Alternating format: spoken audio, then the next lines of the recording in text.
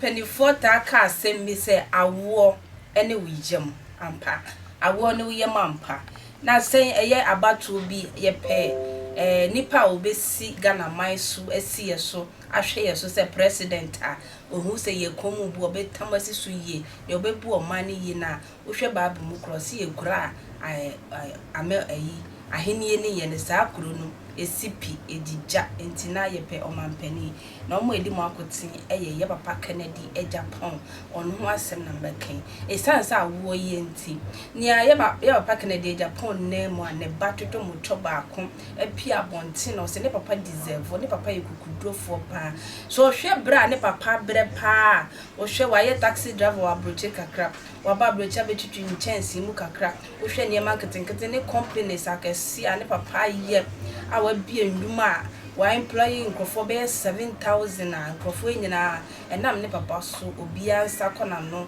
anaboso ne bia onya kakra fini papa botum e de ono so ehwe na busua na ne papa ayekukudu for papa sister yi abebo ne papa baso enti se abato e course se ne papa enwi mpo a yesi be ma be ye bi no ama ma eni nyina ne papa ayi bi papa obra ne papa bo ene kukudu an papa onkola ba ko 22 ne papa abona boso wa di obia sisi ye amono so ene wode no ho abrochira na sa abato yi ankoyi ana se ne papa enwini ana se Ghana fo anto ama ne papa o sren papa se o mema na ba mu mu na be ma na edro enyu ya enti obo ne papa baso ne papa ne nipa baby na ne papa ekukudu fo pa ne papa nyi obi na ba mu bu simple sa enti se ne papa etimi a fight ya bedu sa time dia obo ne papa baso se ne papa ne awaye no ne wo so ya na waye na ne be ebo ne papa baso na me ka se dwume ko so mase ene di dwume bre obatampa travel and express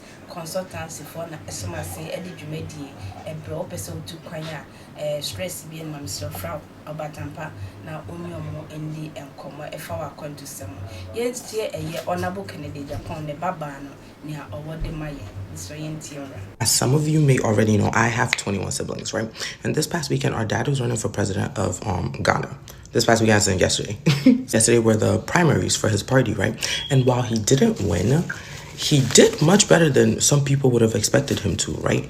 And you just have to look at that man, Kennedy AGYAPONG, and be awe-inspired by all he's been able to achieve in his life. Growing up, our dad would always tell us, like, you can do anything you set your mind to, right? Because what happens when you have 17 daughters and 5 sons? You start to think about how the world is going to perceive them. You have black men, but then you also have black women, right? He always told us, like, no matter what, don't let anyone tell you you can't do something because you're black, you're a woman. Don't listen to that, right? And all I saw this weekend was him being the living embodiment of you can do anything you set your mind to. If he's not that, then I don't know who strung those words together to make that saying. They should have never done it. This man grew up in a village in Ghana with quite literally little to nothing. Had no electricity growing up. Didn't get his first pair of shoes, I think, until the age of 16. Was having to sell gum, razors to help put himself through school, to help put his siblings through school, to help his parents out. Ended up coming to America, becoming a taxi cab driver, was a gas station attendant, worked at Zaro Bakery, all at the same time to put himself through school. Was also at one point a dishwasher and a chef in Germany. Ended up buying his first house. J-Lo, fun fact, was his neighbor, actually. This was decades ago when she was Jenny from the block, right? Went back to Ghana, established several businesses, from media company, refrigeration, real estate. Now has over 7,000 employees, right? Has been a member of parliament for over 20 years. The second longest running member of parliament in Ghanaian history. And then stood up to also run to be the candidate for his party. Awe-inspiring. I've never been prouder in my life, more inspired in my life by this man, Kennedy AGYAPONG. Mo. Why are dear pa? Like, yeah.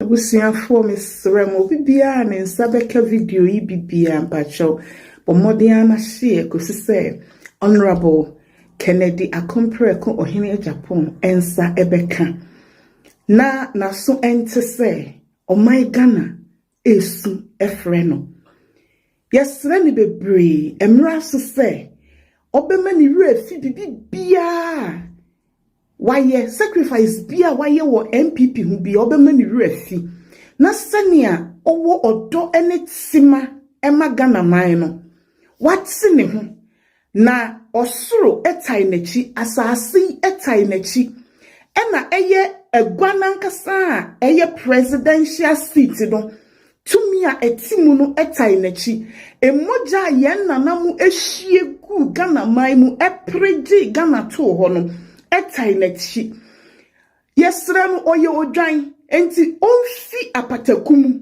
na omegina ho na nia nyame pese ofa no so eye ma omai Ghana no watumi aye se ohre osage fu Dr. Kwame Nkrumah wamfa ne ho anwan ni ekuo bia o ono nkoa na yi ni ti se opese oje ni man esi ho se ohre Jerry John Rawlings nso a ono nso so amfa ne ho anwan ni ekuo bia ono ankasa ene yi ni ho si ho yehwe ye yankasa ya je nkwa Yesu Kristo a ono nkoa o ene baaye ene obeji ewiase nyina Kennedy Japan ehia political party biara enti yesra no senia adifo be baako mienu miensa bi ene na kasa wokokoa mu no ontie nia nyame eka ene nia omai Ghana eka kire no na onti ne hu fi NPP ho na omegina na oti ne hu fi NPP ho na obegina obedi president no agye omai Ghana si ho ma ebebru NPP any NDC nyina adwene ne omonte aseso former president Mahama owa akomapa obetimi edi president ama na yeye but enipa etwa ne ho ahia nti no enye yese obedi president bawomia ensoso enye yese obedi president o yeka mubedi atamu bekasa but adifo a ewo man Ghana mu no enimu pa se samre yidie eye Kennedy ohene akompreko Japan ena Ghana man eni moja ye nanamu hie gu ye no eni onyame a wobo wosoro ni asase nyina ehwe se obeba bedi oman ne so efise okita akomapa oye onokofo no kwaro mu mutinimu na oye be manso a ni bu oduru obetumi agi oman no amaye Medase dina ni ekuyantwa makra